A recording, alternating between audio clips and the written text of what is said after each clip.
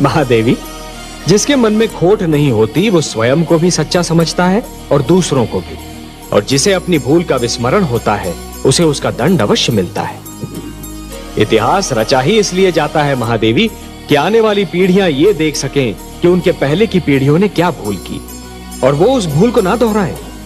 यदि दोहराती हैं तो दंड पाती हैं, दुख झेलती हैं।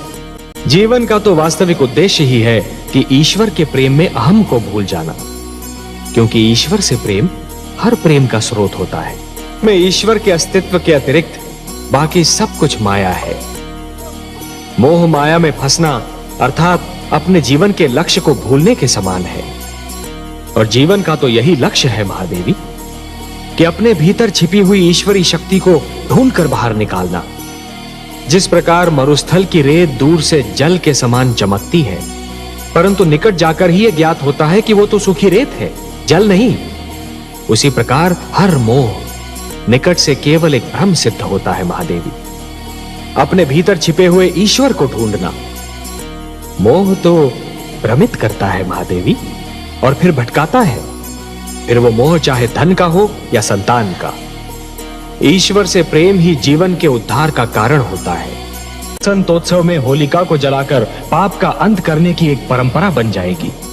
पाप की होली जलाई जाएगी और यह उत्सव मनाया जाएगा रंग खेलकर, गुलाल उड़ाकर। महादेवी, जिसके मन में खोट नहीं होती वो स्वयं को भी सच्चा समझता है और दूसरों को भी। इतिहास रचा ही इसलिए जाता है महादेवी कि आने वाली पीढ़ियां ये देख सकें कि उनके पहले की पीढ़ियों ने क्या भूल की और वो उस भूल को ना दोहराएं। यदि दोहराती हैं तो दंड पाती हैं, दुख झेलती हैं। क्षति पहुंचाने वाले को दंड देना तो बहुत सरल है, पर उसे क्षमा करना बहुत कठिन। और जो क्षति पहुंचाने वाले को क्षमा कर सकता है वो तो पूजनीय है।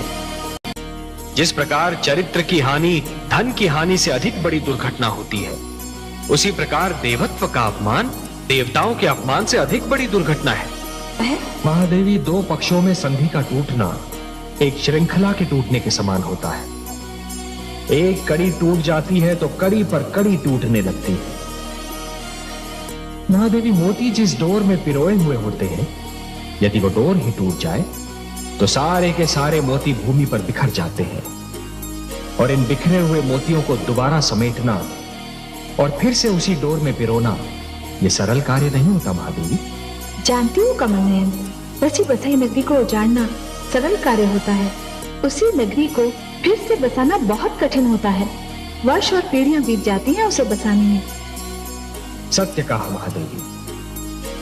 समझौते का तोड़ना सदैव शत्रुता को जन्म देता है, और शत्रुता एक ऐसा विषैला पौधा है जिस पर केवल द्वेष के पुष्प और संदेह के कांटे ही उगते हैं। और ये द्वेष और संदेह कई पीढ़ियों तक अपना रंग दिखाते रहते हैं। पर यह जान लीजिए कि सृष्टि की हर वस्तु किसी न किसी सीमा में बंधी हुई है।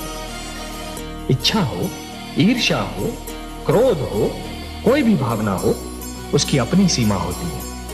और जब वो भावना अपनी ही सीमा को लांघकर परे चली जाती है तो स्वयं अपने लिए ही हानिकारक सिद्ध हो जाती है।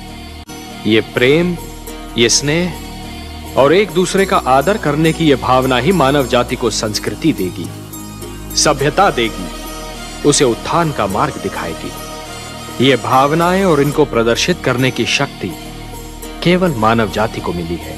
यदि मानव ने इन भावनाओं की रक्षा की तो ये भावनाएं उसे जीवन की प्रेरणा देंगी, उन्नति की शक्ति देंगी, उसे शांति का मार्ग दिखाएंगी।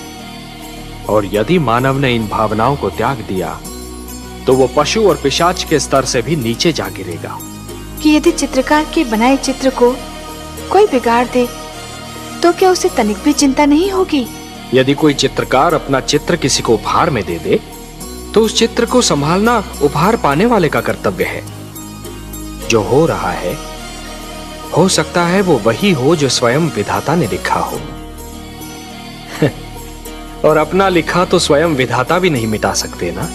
हे महादेवी, हो सकता है कि ये मानव की परीक्षा हो, उसके कर्मों की परीक्षा हो। तो आप क्या चाहती थी कि हम केवल दिन बनाते और रात्रि न बनाते? फिर मानव को अंधेरे उजाले का अंतर कैसे जान पड़ता? विष न होता तो अमृत की महत्ता कैसे जानी जाती? पुष्प के साथ कांटे न होते तो पुष्प के सौंदर्य को कौन जान सकता? पतझड़ न आती तो वसंत ऋतु इतनी सुहानी कैसे लगती? हमने मानव को बनाया है देवी। मानव इतिहास को बनाने का कार्य हमने अपने हाथों में नहीं रखा, वो तो उसी पर छोड़ दिया है। अभी तो उसे अपनी शक्ति का आभास हुआ है, इसी से उसे न्याय अन्याय, सत्य असत्य, धर्म अधर्म और पाप और पुण्य की जानकारी भी होगी। हमने बुद्धि दी है मानव को, विवेक दिया है उसे।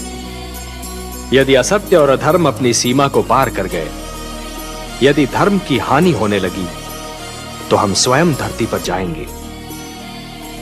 हम वचनबद्ध हैं। हे महादेवी, उपवन के भाग्य में वसंत का सुख सदैव नहीं होता, उसे पतझड़ का दुख भी झेलना पड़ता है।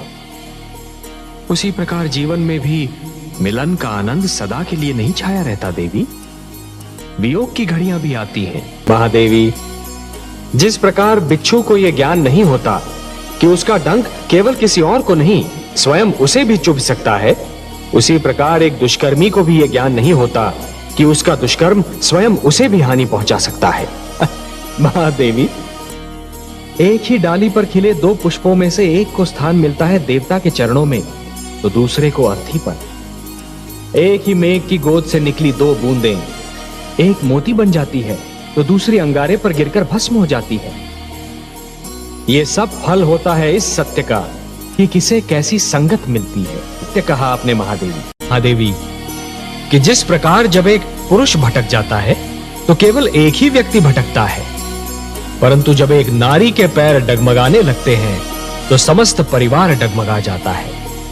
उसी प्रकार जब एक शिष्य भटकता है तो केवल एक ही छात्र भटक जाता है, परंतु जब एक गुरु भटक जाता है महादेवी, तो समस्त छात्र समाज भटक जाता है। महादेवी, जो मृत्यु से डरते हैं वो जीवन जीने के लिए सिद्धांतहीन समझौते करने लगते हैं, और ऐसा सिद्धांतहीन जीवन मृत्यु से भी बुरा होता है। महादेवी, इतिहास साक्षी है कि जीतते तो वही हैं जो मृत्यु के भय पर विजय पा लेते हैं, और सिद्धांतहीन जीवन जीने वाले तो कायर होते हैं। महादेवी, आपने सत्य कहा कमल नयन। मृत्यु से क्या भयभीत होना, वो तो एक दिन आकर ही रहेगी, किंतु मृत्यु के भय से जीवन का सुख चैन खोना मूर्खता है। जिस प्रकार अग्नि सूखी लकड़ी को सरलता से जला देती है, उसी प्रकार क्रोध सुंदर भावनाओं को सहजता से भस्म कर देता है।